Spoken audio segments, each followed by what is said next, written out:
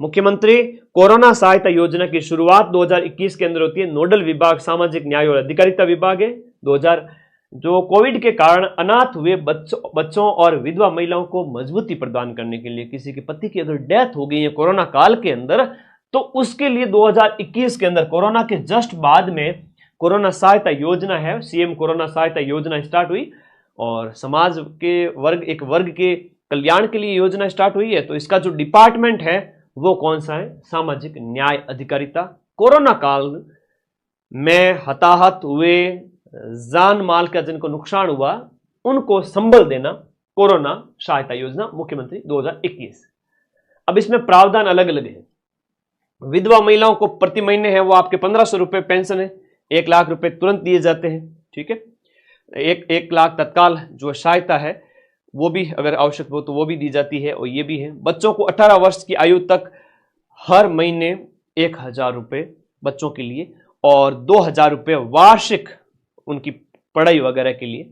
अनाथ अगर बालक बालिकाएं हैं तो उनके लिए 18 साल की उम्र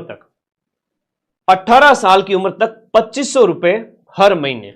अनाथ जिनके माता पिता दोनों की ही डेथ हो गई हो, 1 लाख रुपए तत्काल सहायता भी है। और 18 साल पूरे होने पर 5 लाख बालिकाओं को 18 वर्ष तक, देखो 18 वर्ष की एज पूरी होने पर 5 लाख बालिकाओं को 18 वर्ष तक 2000 रुपए हर साल एक्स्ट्रा जो है वो भी इसमें शामिल है। जो ये अनाथ है उनके लिए 2500 रुपए हर महीने है और 18 वर्ष की आयु तक, और जो पूरे होने पर यहां पर एक्स्ट्रा भी अतिरिक्त अनुदान भी इनके लिए दिया गया है। ज्यादा टेंशन न ले, पीडीएफ पूरी मैं टेलीग्राम ग्रुप में अभी अपलोड कर रहा हूं, इस क्लास के जस्ट बाद में रीडिंग मार लेना, सिर्फ हेडिंग। अरे फेक चैनल ना, बच्चे हैं मेरे सब, जो मेरे स्टूडेंट्स हैं जो चैनल बना देते हैं प्रेम से, कोई नहीं, तुम लोग भी बना सकते हो, लेकिन एज इट इज कॉपी मत करना, क्लिप काट के डाल सकते हो। मुख्यमंत्री एकल नारी सम्मान वेरी इंपॉर्टेंट है। एकल नारी सम्मान की बात करें तो सामाजिक न्याय और अधिकारिता विभाग है। एकल नारी में कौन कौन आएगी? विधवा है, तलाकशुदा है, परित्यक्ता है, जिसके परिवार की आय है वो आपके कितनी हो? 48,000 रुपए, उससे भी यहां पर बताया गया प्रति साल 48,000 रुपए या उससे कम हो तो उन महिलाओं को एकल नारी सम्मान योजना के तहत शामिल किया जाता है। और ये 2013 में वापस स्टार्ट होती है, जो कि 1974 की 2013 में वापस स्टार्ट होती है। 1974 में स्टार्ट हुई थी, 13 में वापस पुनः स्टार्ट किया गया एकल नारी के लिए, है ना। एकल नारी पालनहार योजना वेरी इंपॉर्टेंट है। सामाजिक न्याय और अधिकारिता विभाग इसका नोडल विभाग हो जाता है। अब उद्देश्य यह है कि अनाथ बच्चों के पालन पोषण के लिए पालनहार योजना, अनाथ बच्चे जिन्हें माँ बाप कोई नहीं है, उसकी माँ बाप कौन हो गई? सरकार हो गई, तो वो पालनहार योजना चला रही है और बच्चों के अनाथ के निकटतम रिश्तेदार परिचित उनके थ्रू है वो पालन पोषण करवाएगी। पात्रता की शर्त यह है कि माता पिता की मृत्यु हो गई हो या किसी कारणवश जेल में चले गए हो पूरी जीवन के लिए, एक की मृत्यु हो गई और एक को कारावास हो गया, तो वो भी एक तरह से अनाथ हो गए बच्चे। HIV कुष्ठ रोग से पीड़ित माता पिता के बच्चों को भी इसमें शामिल किया गया है।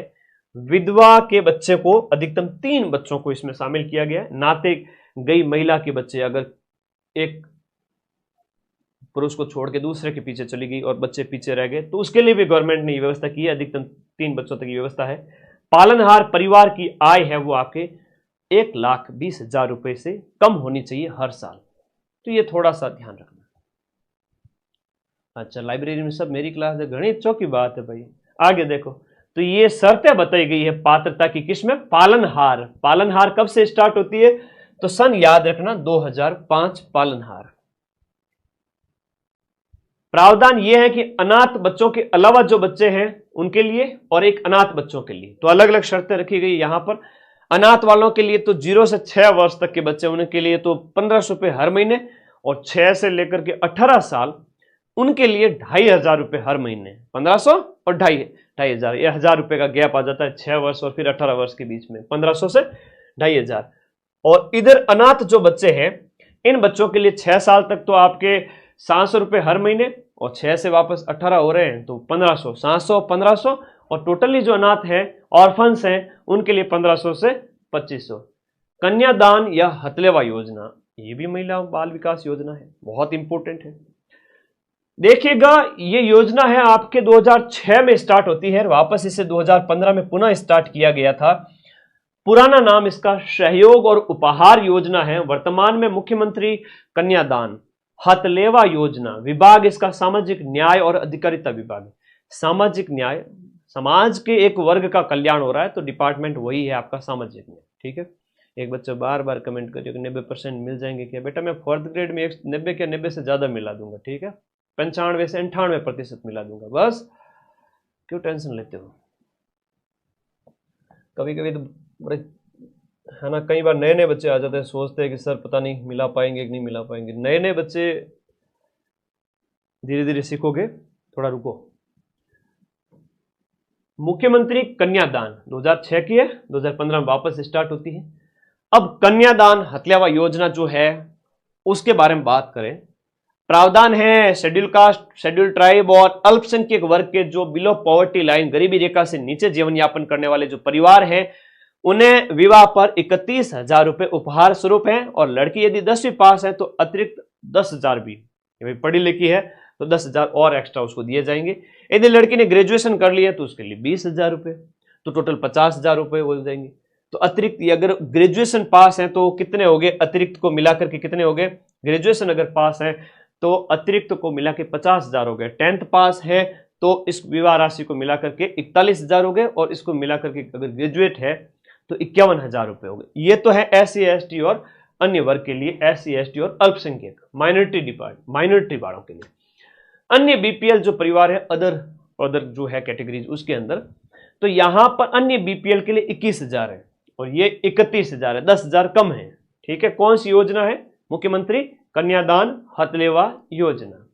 अनुप्रति कोचिंग, ऑफलाइन रूप से जब आप कोचिंग करना चाहो उसके तहत 5 जून 2021 में स्टार्ट होती है। सामाजिक न्याय और अधिकारिता विभाग के द्वारा SC ST OBC MBC अल्पसंख्यक वर्ग जिनकी प्रतिवर्ष जो आय है माता पिता की वो 8 लाख रुपए से कम है, 8 लाख रुपए से कम है, उनके लिए ये योजना है आपकी अनुप्रति कोचिंग योजना। अनुप्रति कोचिंग देखिएगा, वर्तमान में लाभार्थियों की संख्या 50,000 से पार हो चुकी है।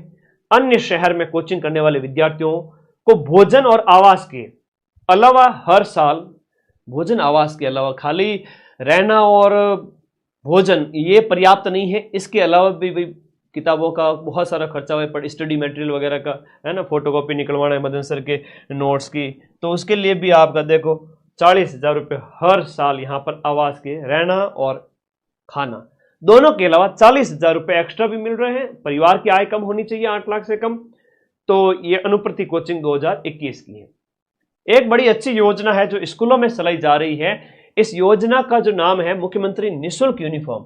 निःशुल्क यूनिफॉर्म है आपके 2022 में स्टार्ट होती है। 2022 की योजना है, जहां पर हम बात करें कक्षा 8वीं तक के विद्यार्थियों के लिए स्कूल शिक्षा विभाग के द्वारा ये योजना शुरू की गई है। यूनिफॉर्म के 2 सेट दिए जाएंगे। ये खराब हो जाए दूसरे दिन दूसरी वाली पहन के आ जाना, लेकिन इसके लिए सिलाई के लिए 200 रुपए भी दिए जाए। 200 रुपए में सिलाई हो जाती है क्या? तो 200 रुपए दिए जाते हैं आपको 2 सेट। ठीक है, 2 स्कूल यूनिफॉर्म के सेट दिए जाते हैं और सिलवा के नहीं देते हैं, सिलवानी पड़ेगी 8वीं तक के बच्चों के लिए। तो निःशुल्क यूनिफॉर्म के लिए 200 रुपए। अब ठीक है, कपड़े तो दे दिए गुरुजी, आप गवर्नमेंट ने कपड़े तो दे दिए, लेकिन क्या गवर्नमेंट कपड़ों के साथ साथ पेट भी भरेगी? बिल्कुल भरेगी, पोषण भी देगी। इसके लिए बाल गोपाल योजना है। इसके लिए कौन सी योजना है? इसके लिए बाल गोपाल योजना है। और बाल गोपाल योजना जो है, इस योजना के तहत स्कूलों में दूध किसके द्वारा, दूध की आपूर्ति है वो किसके द्वारा की जाती है? वैसे ये मिल्क जो पाउडर है उससे ही दूध बनता है ना। घर की गाय का दूध तो बच्चों को अच्छा लगता नहीं है, पर ये तो पोषण के लिए मिल्क पाउडर जो होता है उससे दूध तैयार किया जाता है। उसके लिए आपका जो डेयरी फेडरेशन है राजस्थान का, वो RCDF, उसके द्वारा दूध आपूर्ति की जाती है। प्रश्न आ चुका है एक बार पेपर में, RCDF के द्वारा दूध